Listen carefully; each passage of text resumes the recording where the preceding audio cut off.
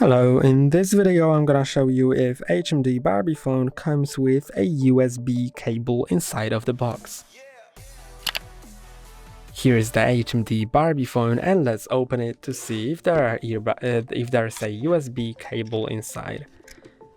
Let's take out the inner box and let's open it, and inside you get the phone, obviously, replacement covers for the phone, a hand strap, and underneath that you can see that there is a cleaning cloth, some accessories, stickers, documentation, and a USB cable. That's USB-C to USB-A.